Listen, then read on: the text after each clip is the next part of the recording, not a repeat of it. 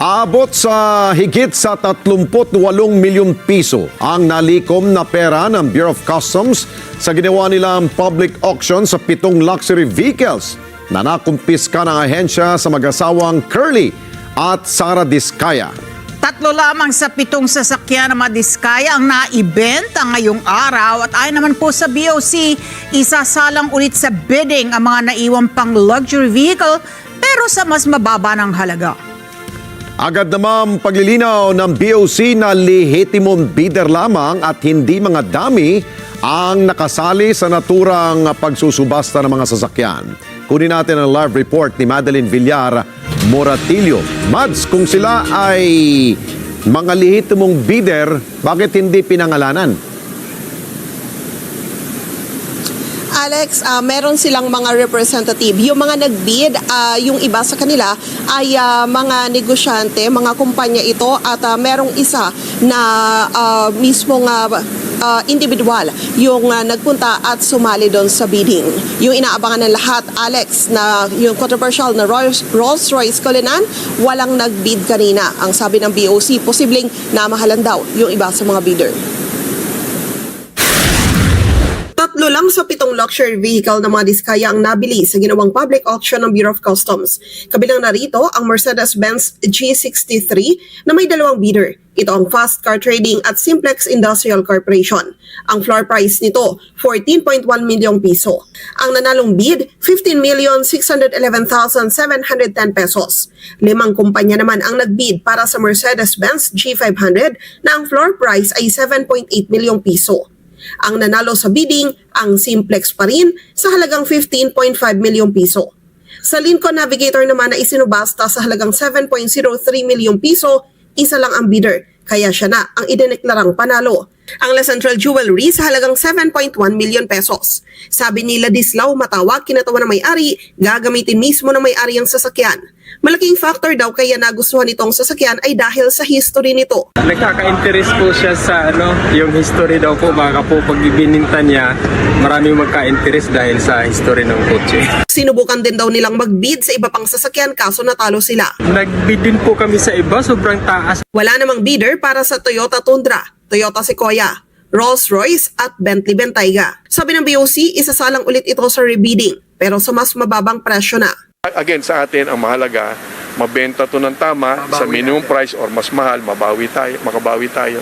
Tama si Secretary Vince, kumpara sa bilyon-bilyon na wala sa atin, maaaring tingnan ng iba ng mga nagkikriticize sa ating ginagawa na maliit lang naman yan, barya lang yan. Tama naman yon. Subalit ang maganda nun, nakakabawi tayo unti-unti. Target ng BOC na ma-republish ang bagong floor price makalipas ang 5 araw. Titignan daw nila kung maisasama ang iba pang sasakyan ng mga Diskaya. Tiniyak naman ng BOC na lehitimo ang mga bidder at hindi dami lang ng kung sino. May mga required documents naman yan. And then pag nanalo ka, may post-qualification naman yan. May mga ginawa tayo mga pagsusuri doon sa mga dokumento nila. Kaya alam naman natin. Kaya siyempre, mga legitimate bidders yung mga sumali naman dyan. Meron pa ngang humabol sana after the deadline. Pero pinagbawal ko na yon. Kasi pag nanalo yung mga hindi sumunod sa deadline, makukulayan yung ating proseso na bakit sila ipinanalo.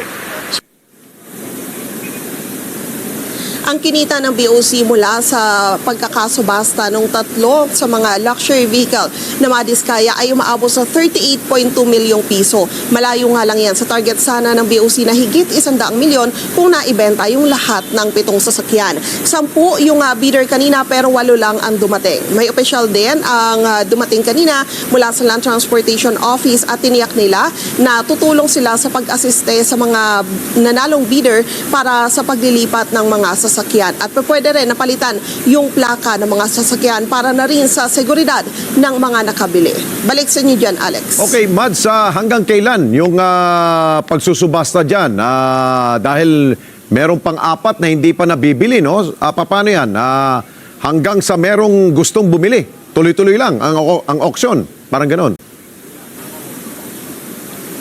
Ang option nila magkakaroon ng rebidding, pero kung wala pa rin, isa sa mga po pwede ay kumbaga may mga kakausapin na lang sila. Kasi yung ibang bidder kasi ang nagiging problema, namamahalan sila. So po pwedeng pag-usapan na lang kung magkano at kung po pwede naman na kumagat doon sa presyo na ino-offer ng bidder. Halimbawa na lang kasi yung Rolls-Royce, ang sabi kasi nasa mahigit 45 million kasi yung floor price niya. Kaya lang ang sabi ng ibang bidder sana raw maibaba ito hanggang sa higit 30 million pesos man lamang sana. So titingnan niya ng BOC, ang ginamit daw nilang depreciation cost ngayon ay 10%, pero posible na itaas nila yan hanggang sa 16%. Pero yan ay pag-aaralan pa rin daw nilang mabuti, at pagkalipas ng 5 araw ay mag-republish sila ng panibagong floor price ng mga sasakyan na ito. Okay, siguro pang huli, Mads, dahil maganda naman ang layunin ng Bureau of Customs at ng ating pamahalaan na mabawi para at least pumasok ito sa kaban ng bayan. Pero marami rin akong natatanggap na mga tanong ng ating mga kababayan.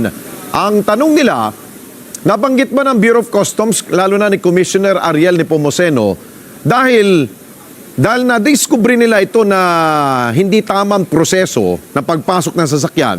Kumbaga mga smuggled yan di ba? At nakalusot dito ang pamilya Diskaya. Hindi ba nila imbestigahan kung sino ang mga kasapakat nung mga pumasok ng mga sasakyan na yan? Dahil hindi yan makalusot kung walang mga taong involved sa gobyerno. Yes, Alex, alam mo pagkatapos na makumpiska ng Bureau of Customs yung halos 30 sasakyan na mga Diskaya, may mga inimbestigahan din silang mga tauhan mismo ng Bureau of Customs. Kung hindi ako nagkakamali, nasa 10 na tauhan ng Bureau of Customs yung kanilang iniimbestigahan at pinagpapaliwanag kung paanong nakalusot yung mga sasakyan na ito ng mga Diskaya, at hinihintay lang natin kung ano yung resulta ng ginawang investigasyon sa kanila. Ayun, dahil nga binanggit ni Commissioner Ariel Nepomuceno na wag nang maulit ito. Maganda yun, para at least ito ay maging senyales na seryoso ang pamahalaan na dapat pag may mga ganung klaseng mga sasakyan, bayaran mo ng tamang buwis yung pumapasok dito sa ating bansa. Di ba, Mads? Yes, tama ka dyan, Alex. Kaya actually mahigpit din sila. Sabi nga nila, pati daw yung mga sumaling bidder, hinihingan din nila ng kaukulang dokumento, maging mga ITR, ay hinihingi rin daw nila. Yun yung naging dahilan, kaya mula sa 10 ay naging 8 lang yung bidder. Yung 2 raw kasi ay hindi nakapagsumite ng mga hinihinging dokumento ng BOC, at ayaw naman daw nila na magkaproblema at makulayan yung ginagawang bidding, kung kaya hindi na hinayaan na makasali yung 2 na hindi nakapagsumite ng mga hinihingi nilang dokumento. Oy, follow up ko na lang pala. Dahil ito kay Diskaya lang to, no? What about yung mga sinurrender na mga sasakyan ng mga district engineers? Mamahalin rin yun. Nasa na yun?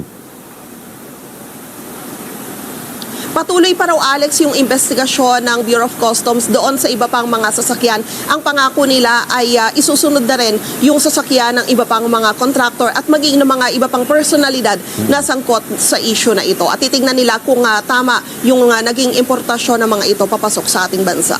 Okay, maraming salamat sa iyo, Madeline Villar Moratillo. Mata natin, dyan po sa Bureau of Customs.